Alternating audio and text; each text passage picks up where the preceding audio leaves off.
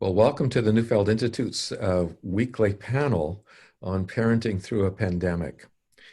The Neufeld Institute is about applying developmental science to raising children, teaching them, parenting them. But how are we to do that in the middle of a pandemic when everything seems to have changed? I'm Gordon Neufeld. Joining me today are two of our Neufeld Institute faculty. Dr. Deborah McNamara is author of Rest, Play, Grow, Making Sense of Preschoolers and Anyone Who Acts Like One. Also, the children's book, The Sorry Plane. She's joining us from her home in Vancouver. Tamara Strijack is author of Reclaiming Our Students, co-author of Reclaiming Our Students, Emotional Health in Schools, and she's joining us from her home on mid-Vancouver Island. And before we begin, I understand there's already plenty of questions. Before we begin, with your questions, Tamara will explain how this works. All right, so for those of you that are new to Zoom, or I'll just orient you to how we are going to do things. First of all, I'm excited about this opportunity and to be here with you. I will be moderating these sessions, and so I will be taking a look at the chat and some of the dialogue that is coming in there. We also have a team of people that are in the chat as well that are there to help answer your questions. So as we go, and so first of all, I just want to talk about the view. If you go to gallery view in your top right-hand corner, and you go to gallery view, you should be able to see the three of us on the screen. And otherwise, speaker will just be the person who's speaking at that moment will come on full screen. I think the best view would be for gallery.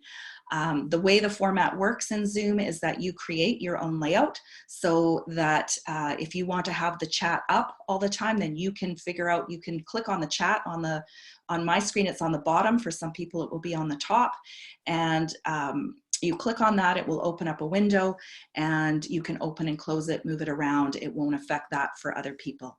If you want to type something into the chat, you just select the group that you want to send to, whether it's just to the panelists, which would be ourselves, or whether it's to everyone, and you would type it in there.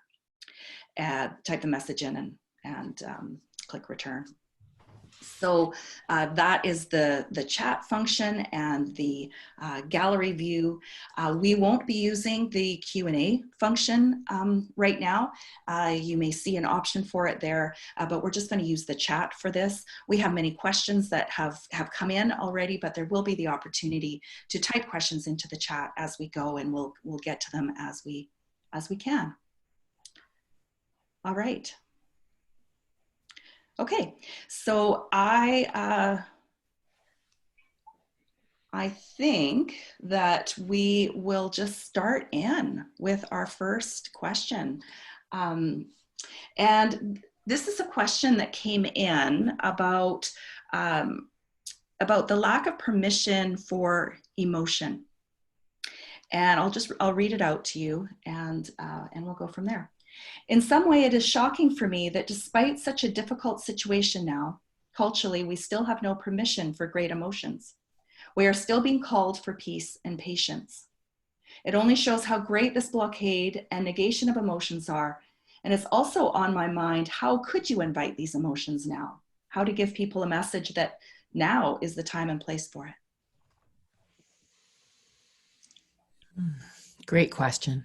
Yes, a great question. It is rather ironic, paradoxical, and tragic that at a time when it couldn't be more emotionally evocative. This is just tailor-made for evoking our emotions. Whenever we face separation of any kind, and all of this is about ultimately, where mortality is being pushed into our face. All the things that we cannot control are being pushed into our face. Not being able to gather with our loved ones is being pushed into our face. When this happens, our brain is designed to evoke these huge emotions of alarm, of frustration, of intensified pursuit, huge emotions that are meant to fix the problem. And so they hope in a time like this, we could never be more moved, uh, and we don't even know where it's coming from. And so it does reveal the fact that we really have not made room for this in our society. Even in the best of times, we tell each other to calm down. But oh my goodness, I get at least 2 or 3 messages a week right now from my financial advisors to tell me to calm down. Never mind, all the others. Everyone, calm down, don't be upset, and all of these kinds of things. So yes, yes, this is rather tragic, and this is a time when we need more room for our emotions, more to find a way to give room for this expression. Otherwise, we trip all over them. We trip all over each other. Otherwise, we find ourselves more impulsive, more irritable, more neurotic. All of these things will increase. Yeah. I'll pass it to Deborah. Yeah. Well, I was thinking as you were talking about the sheer emotional overwhelm that comes with separation, like, and all the futilities that we face, the emotional tsunami that it creates. It's almost like I felt like I was almost gasping for each emotion, trying to make sense of each one that came. That just seemed like there were so many. And I thought, the challenge is in being able to express emotion, for me anyway, is to try to find some words that are there. I can feel them building, but the words were so hard to find because everything kept moving so fast. And I thought a lot about, okay, well, if I can't capture or catch a word to identify anything and land on it for any length of time, to say I'm scared, I'm terrified, who do I be terrified for? Myself, my husband, my kids, my elderly, on what level am I terrified? I thought the best doorway for all of this expression when I'm so overwhelmed and yet full of emotion was play. And I kept coming back to that idea of play as not having to have consciousness about why we're stirred up, not requiring words, and absolutely that the first and foremost necessary requirement for emotion is that it has expression. And what a perfect place play was. And so I thought, Deb, you don't have to find your words right now. Maybe you just need to get yourself to your play. Maybe you need to get to your garden. I tackled some weeds. It was wonderful. I heard my children playing, and I was soothed by that, in the sense that I thought, okay, they're playing, they're being taken care of here. And so for me, play has really come into the forefront, because I'm struggling. The words are coming and the tears are coming after that. But I found myself knowing I needed tears, but having no words to get there, and only being able to possibly be moved there through play, through music, through stories. So I think this is the challenge, is the emotional overload. What do we do with that? Yes. Yeah. Yes. If you're a painter, painting out those emotions. If you're a poet, getting to your poetry. If I've been gravitating towards music these last few weeks, needing music, feeling the absolute need for emotional expression as well, because it's beyond words. We don't have words for it, not when it comes that fast. Yeah. Yeah. For me, it's been interesting observing this, both for myself and for my daughters, who I'm very fortunate to have with me right now. They're 18 and 21. Fortunately, one of my daughter's outlets is baking, so I'm benefiting from that one. Just baking up a storm, rye sourdough every few days. Pass them over. I know this is the problem with the online format. And poetry, they're actually both writing poetry. They're on some challenge right now where it's writing a poem a day, and what is coming out of them, absolutely incredible.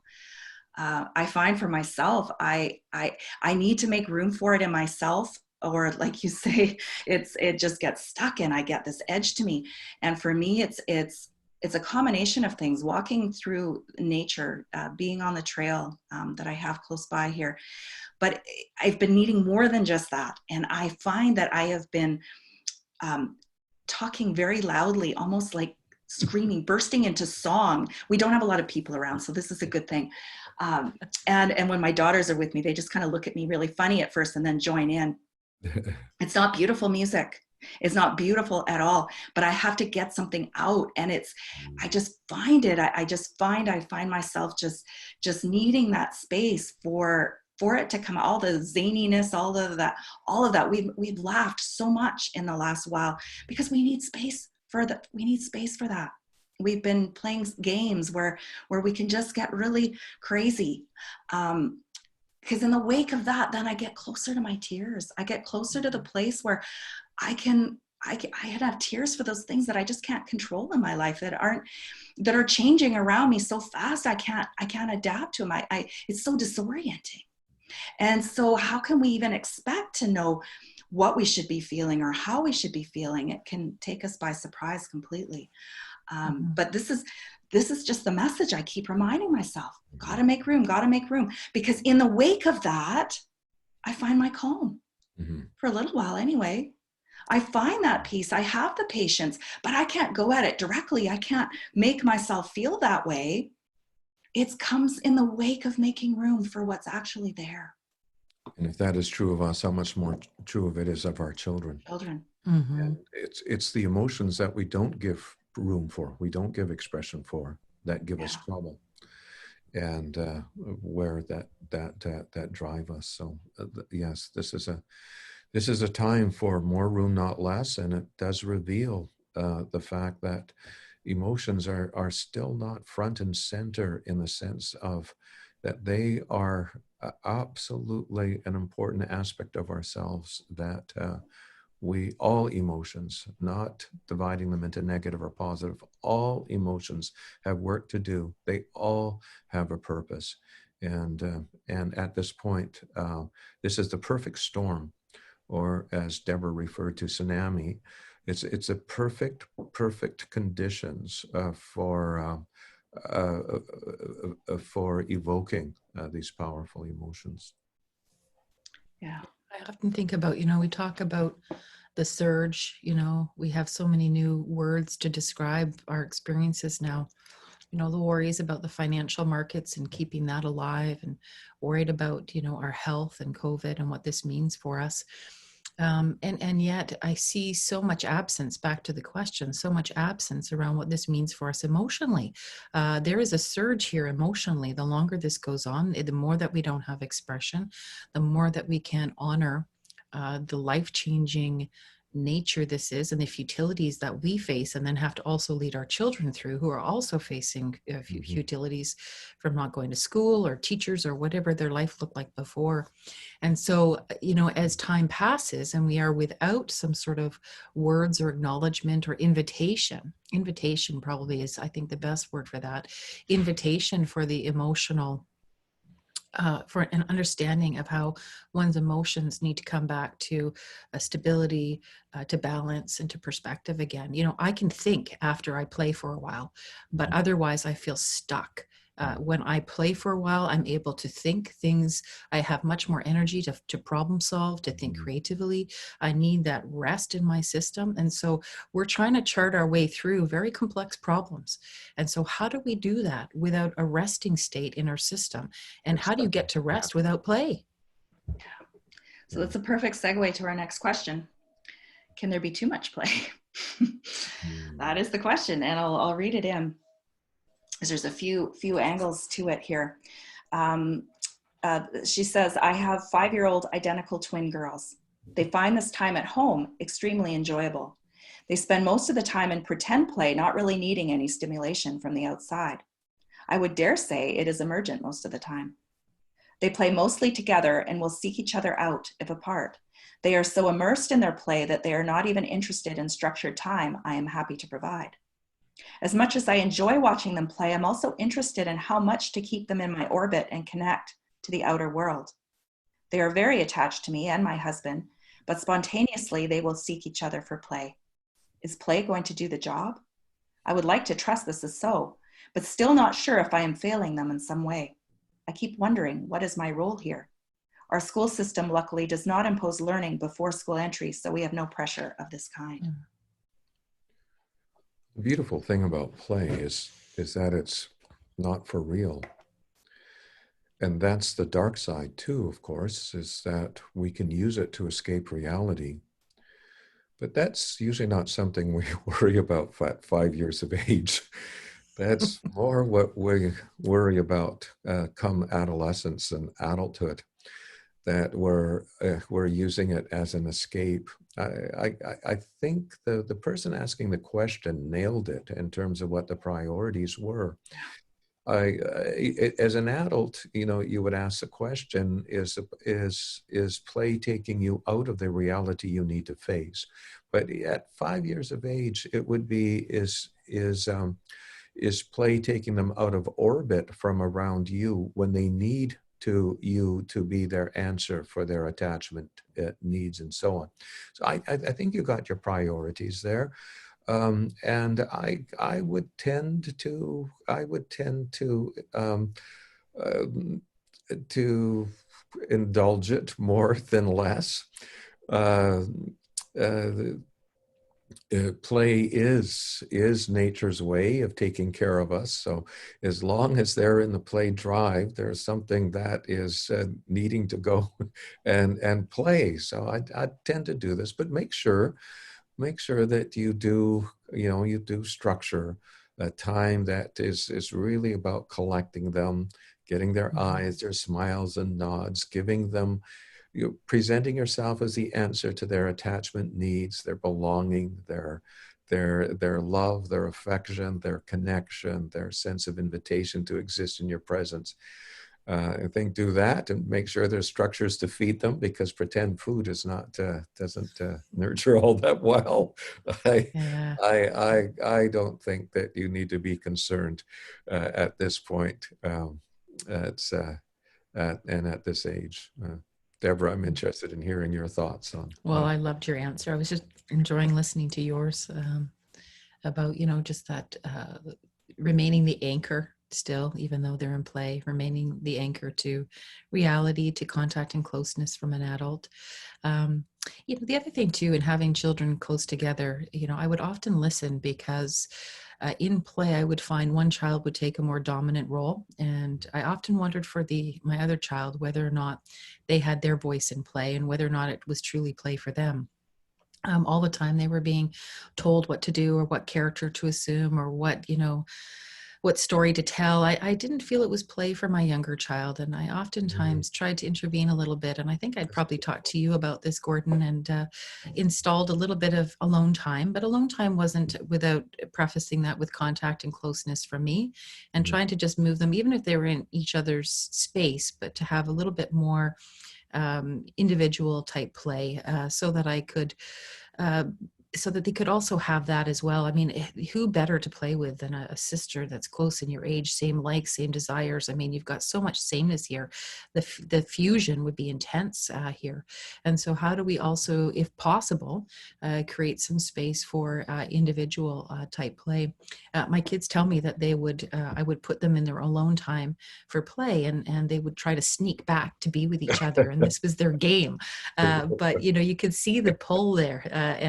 But is it play for two children, for both kids? And do they change it up? Do we help them? Okay, well, everybody has to have their own say. Sometimes you might not like what this person says. Do we script it a little bit to get some safeguards there? Those would be some of the things that come to mind.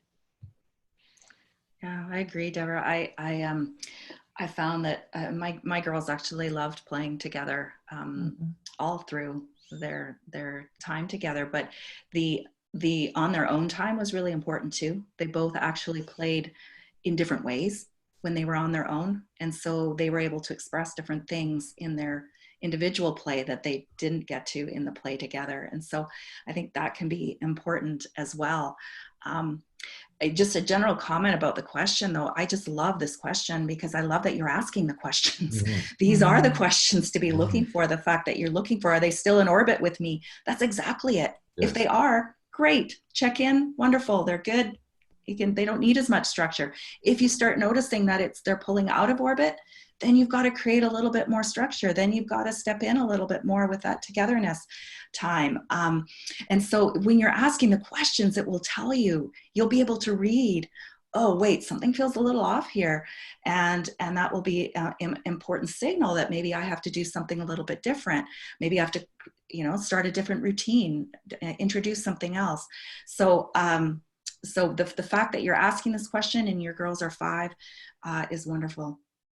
And one of the questions that came in to the chat, well, a few questions that came in were related to another question that was submitted around, what about those that are not in a place where they are playing?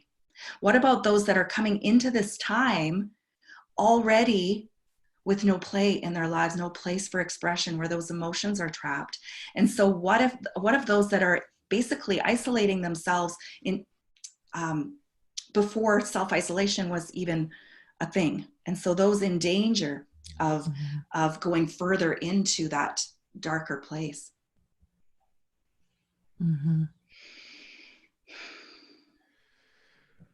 Well, our fundamental need is for connection. That's our basic need. And that's the silver lining, of course, in this pandemic is it's an opportunity for more family togetherness, because that's where the togetherness needs to be met. And so the first thing to really be concerned about is the ability to feel nurtured by that togetherness as a family. Sometimes our children can drift away from us, and with all the activities that are around us, school and all of the activities, we don't even know it, that they're in trouble. And when all of these activities are forced to stop, it's almost a time when we can take stock.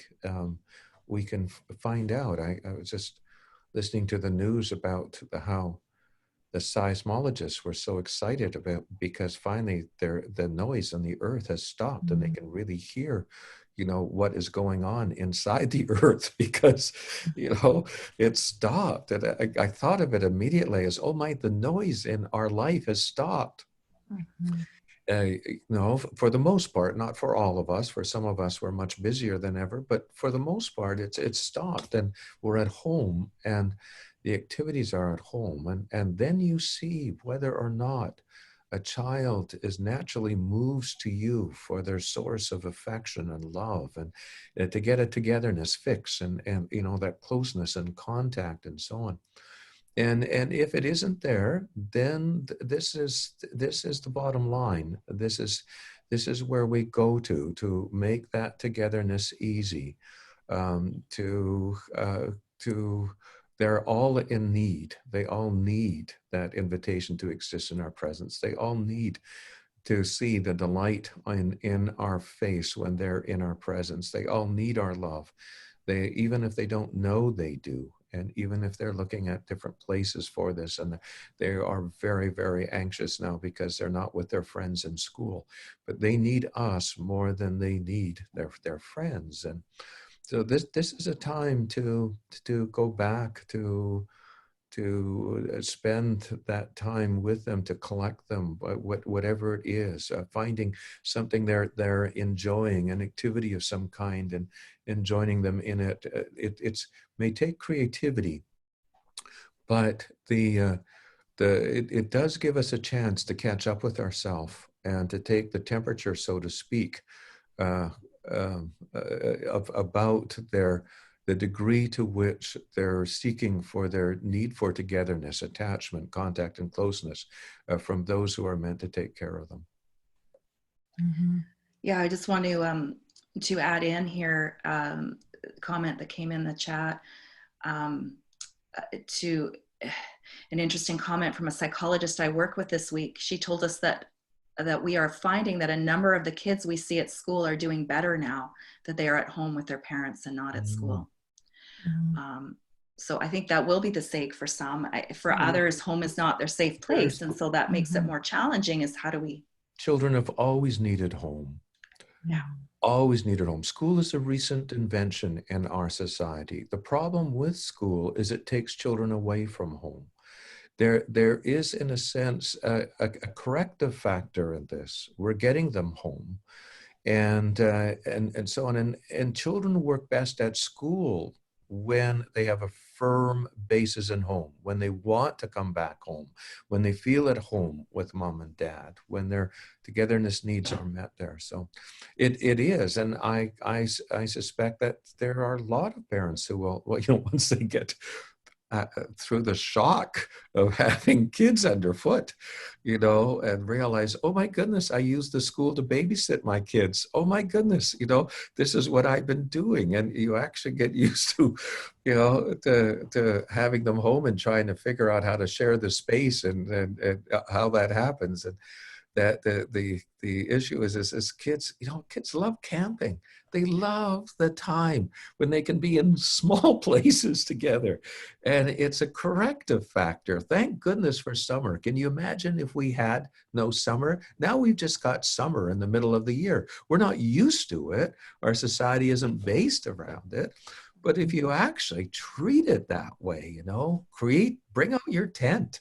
Go set it up, move it together, I mean, if you actually treat it that way, depending on how old the kids are, but it is this wonderful opportunity for togetherness. And I don't see how, if you can meet that, kids won't benefit in every possible way.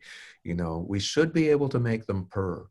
And we should be able to give them rest. And this is a time to see, okay, we retreat to this place because home is the fundamental need of any child. Mm-hmm. Yeah, I was thinking, back to something earlier you said, like the question was asking about, play and mental health, and when things are emotional health, and when there wasn't play there before. And I was thinking back to your question, how, and you answered this, but just to highlight it, that even when so much goes missing, even when we have a flatlining of emotion, the base operating system is still moved by caring. It's still moved by warmth. It's still moved by that invitation and generosity. Like when everything falls away, that's what we're left with. And this sense of we're in this together, we'll take care of each other. There's beautiful sentiments that are coming out of this, and outreach and outpouring. Going out onto my balcony or my deck every night at 7:00, and I hear through the neighborhood this sound of banging pots, and we care about the healthcare providers, and I see nobody banging a pot, but I hear it, and there's that sense that we are in this together. I am thoughtful for many parents who are struggling, like some of my sisters who are single parents and working on front lines and wanting to play, not even being able to find toilet paper, shopping 4 nights in a row, not being able to find toilet paper, the very basic necessities. Now what's needed here? The village, I need to drive out there and drop off toilet paper. I need to go shopping. I need to help out. So we need to help our parents so that they can be delivered to their children this way. For those that the conditions are hard, if they're frontline, if there's poverty, if there's lack of food, financial worries, how do we step up and support our families? How do we be the village virtually that our parents need so that they can put their eyes on togetherness, knowing that this is what's going to carry us through all of this. And so I think it's a time for everybody to step up, not just those with kids, but everybody that can lend a hand. Is through our caring, we can be carried through this. So I love the focus on our kids, but how do we help all our parents get there? That's a good point, Deborah. I realize now we kind of had it going the wrong way. Our kids were shopping for us. They're trying to protect us because of our age and so on. Although, that was a surprise to me. I'm not of that age. But you're right. Turning it around and delivering parents to their children would be the best thing we could do at this time. Of course, there's on the other side, and I just want to make a comment of that. I don't want to. There is this dreadful statistic that domestic abuse has gone up 30%, and countries around the world. And this is that very, very sad fact that there are individuals to whom, when they get in too close a space together, the frustration goes up, they trip all over each other, and people get wounded and hurt, and verbally and emotions and so on. So it's not that there is naivety here about this, But this is basically not who this is. And so, there's just an acknowledgement about that if you have a home is what children need. And of course, it's a functional home is what they need.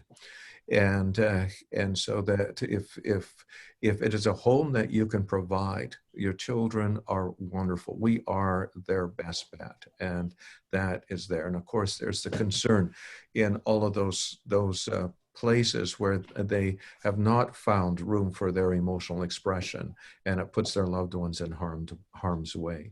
And so that just needed to put that out there as an acknowledgement as well. And I just had a couple thoughts to add in there, because I think what you said there is so important, that and it brings me back to the question that came in with about the those that are just really stuck, and that we need those outlets more than ever. We need to find those places for the writing, get some of that darkness out, get some of that moving.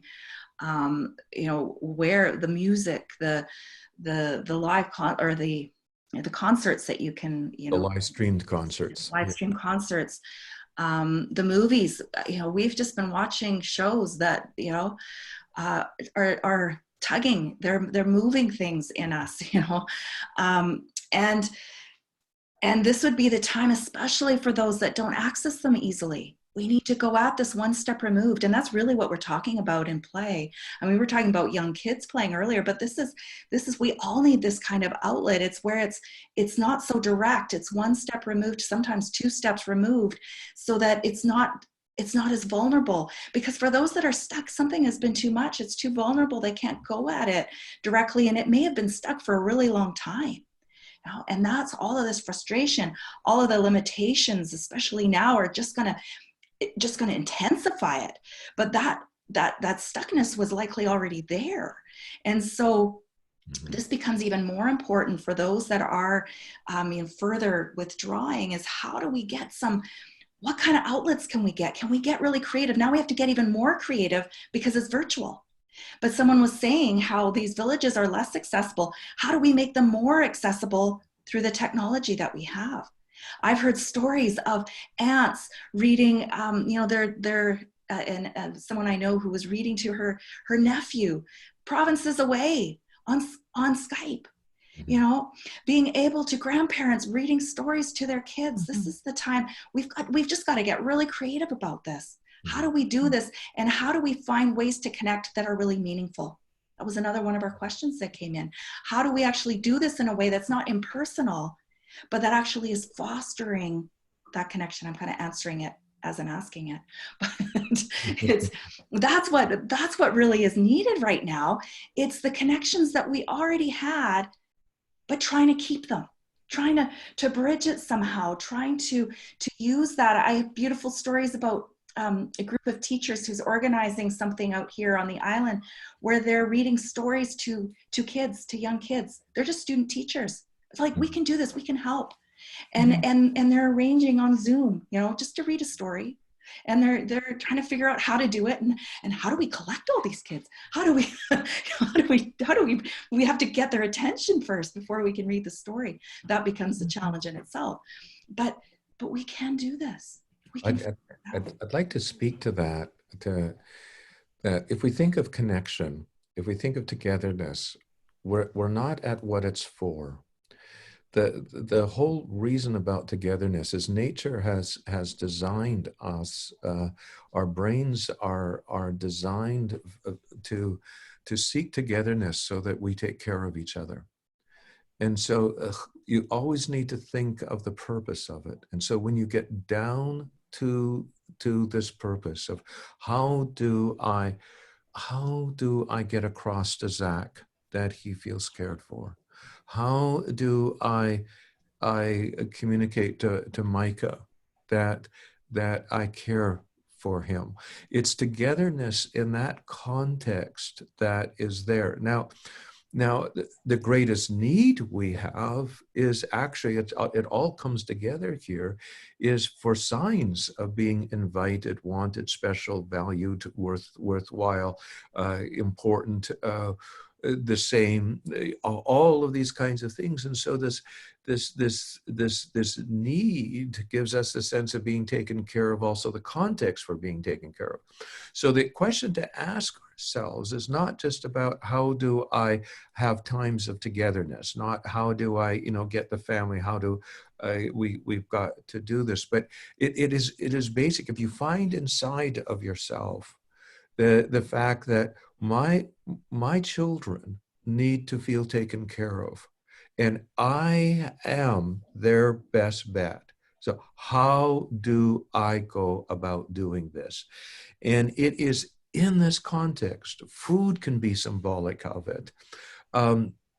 No, there's so many things, and so many children are different this way. But that, when you keep that in mind, you find your natural intuition. We all have the instincts to do this. They are part of our very, very fiber. We know how to do this in difficult situations, but we mustn't divorce this instinct for togetherness from the fact of from caring. If we bring these two together, then we find our intuitive spirit. So it is seeing your child in need of the care that you have to offer, and then beginning that dance. That's how it begins. Now, many more things will not work than will, especially if you have a bit of a resistant, oppositional child, maybe a bit defended, a bit armored, and so on. But the fact is they have that need. And when they know they have that need, there is always a way through. I think Deborah's dog wants to say something here. Well, that's Tamara. I think she has the oppositional defiant dog over there. As you were talking, he heard his name. I was just, as you were talking, I was thinking about, how do we keep our eyes on what is most essential for survival right now, which is togetherness. And when I hear and I talk to parents, the challenge that I am feeling and listening and hearing from a lot of my parents is that they have competing agendas for togetherness that interfere with togetherness. So they have an agenda or they have an expectation. They sometimes feel I've got to do the schooling bit because my kids are missing out. I've got to do my work full-time, part-time. How do I do this? How do I take care of my home, get food, get supplies? What about my finances? Am I applying for subsidies, or how do I figure out these new government systems? And so parents can feel so torn in so many different directions. And someone was saying, well, how do you do this? And I'm like, well, I have no answers for this. I don't think you can. I don't think we can do this at all. I think we're facing unprecedented futility. And when we're facing unprecedented futility, we got to look at it and say, this is futile.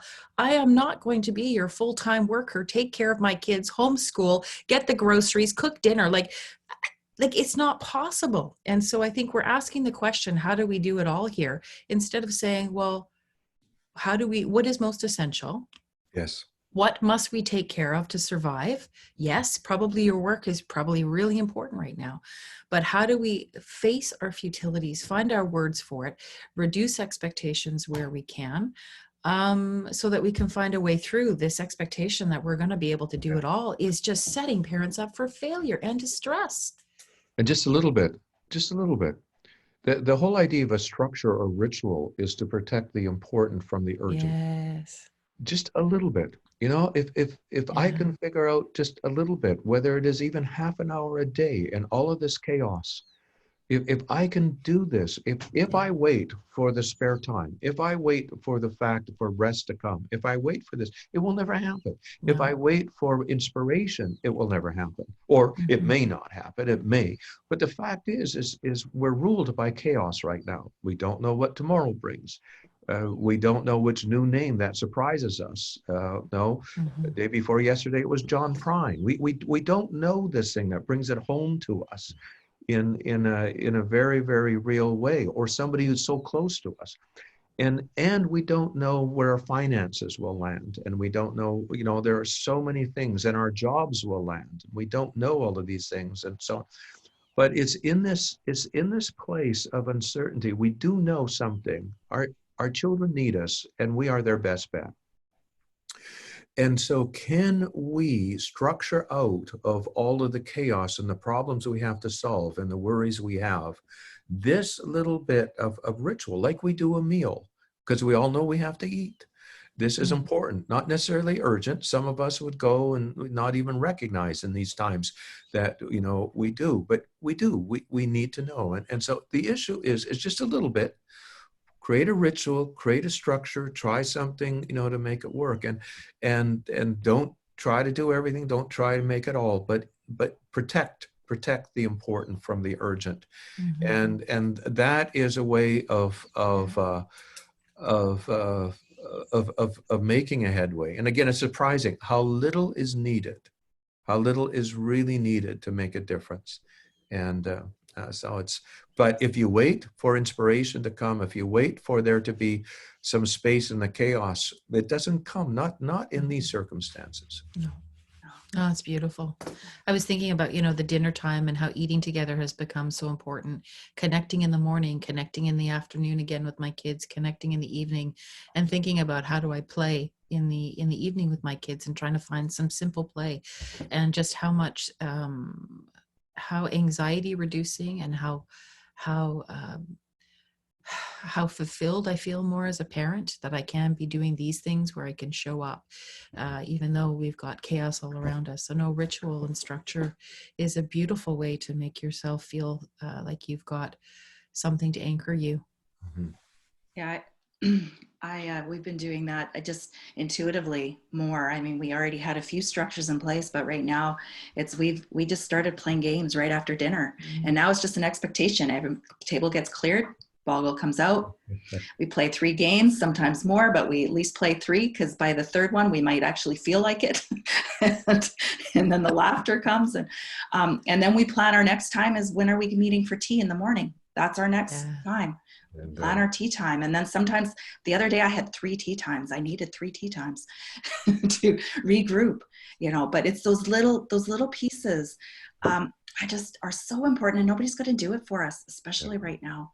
Nobody's going to do it. My wife, Joy, and I are on our second 1,000-piece jigsaw puzzle.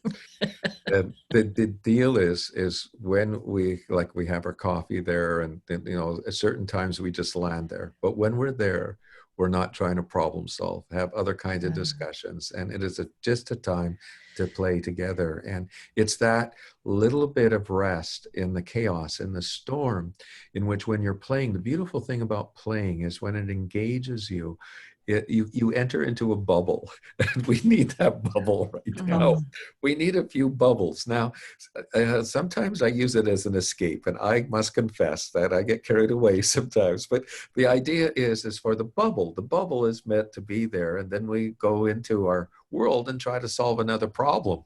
Like, how do I do this? How do I figure out how to fulfill my responsibilities when Yeah.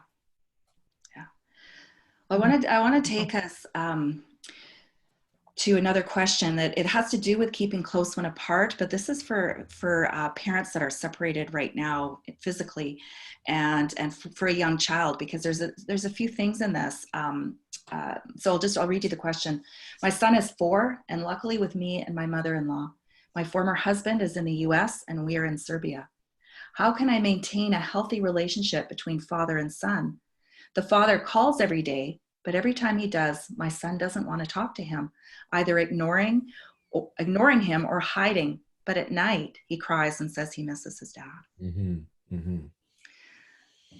Mm-hmm. This is goes out for this little guy, right? He's only 4. It's hard to hold on. Yes. He hasn't even had all that time that he needed to build deep relationships. But the mom here has got the perfect question. Yes. She feels responsible for the attachment. This is fantastic. How to help a child hold on when apart. Exactly. And preserve those relationships when apart. Children from their grandparents, children from separated parents, when they've landed in California, they called it shelter in place, I think. When they've landed in one place and that's where they are, when the order came down and you're there. and you shelter in place, um, and so on, of all of the apartness, all the separateness that we're experiencing from those children are, from those that are meant to take care of them. Just to start the conversation with the good news is that being with is only one form of connection. In New Zealand, they refuse to use the term social distancing because they don't want social distancing. They only use physical distancing. Physical distancing, social connection, and it's right.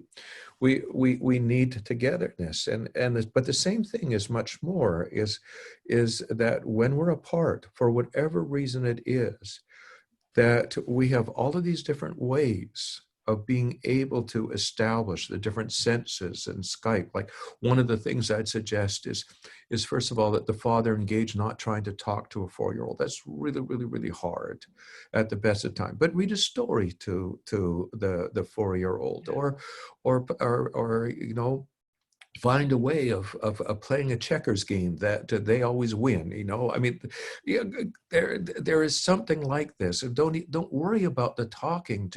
Just engage in an activity that your 4-year-old is already engaged in, and do it this way. But there's so many different ways of doing this, around sameness, around around play, of experiencing that togetherness, that and of course, gradually it develops into a sense of significance, of importance. So again, if there would be a way that the father could express a bit of caring, or brought a surprise, or something that was there, know that he'd look forward to, but he would be there in eager anticipation, but not for talk. Not for talk. That's there's some of us that are much older that aren't even very good at that yet. So there's different ways of doing this, but the good news is that there are many ways of being able to provide togetherness when apart. And it's finding that way. But when you enter into an activity that already your child is engaged in, and there's always something they're engaged in, you can find your place where you can connect with that child, and gradually get their eyes and a smile and so on, and bring that child back to you. Yeah, I think play is such a wonderful doorway in, and it doesn't put the focus on the missing or the lack of connection. It's engaging all on its own. I think of my little nephews, and taking them for a tour around the house, and this is where I eat breakfast, and this is Yes. the weather today, and show me your favorite toy, and it makes that sound like We've been brought into the tent that our yeah. grandparents have built, the tent, to show us what they're creating. It's like entering their world where they live, right? And seeing their key collection or their car collection, and just and it's a beautiful thing. It's so simple, but it's so meaningful for a young child this way.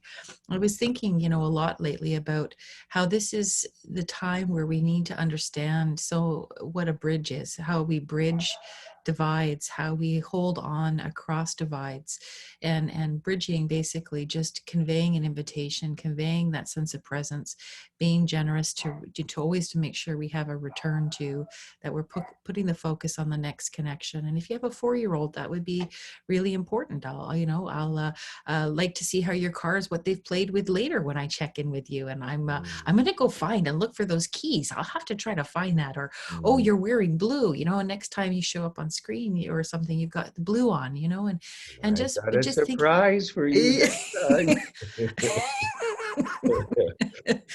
But just those bridges are so important now, than ever before. Those bridges that convey to somebody, I'm still here, I'm thinking of you. Those little fixes that will tie us over the long term here.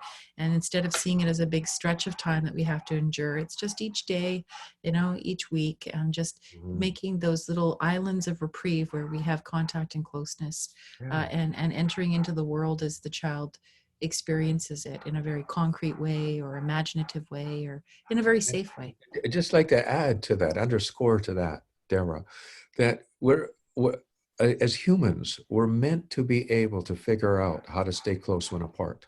Yeah. That is part of what our whole development is. That's part of what lovers used to have to do before there was social media, and they had thousands of ways and cultures. You're meant to Yeah. figure out how to stay close when apart. So we're made for this. These are the kind of problems we should be solving and not having everybody else solve it for us. So we can put some of our creativity to this.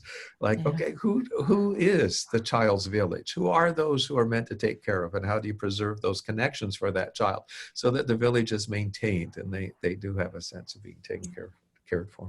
Yeah. Yeah.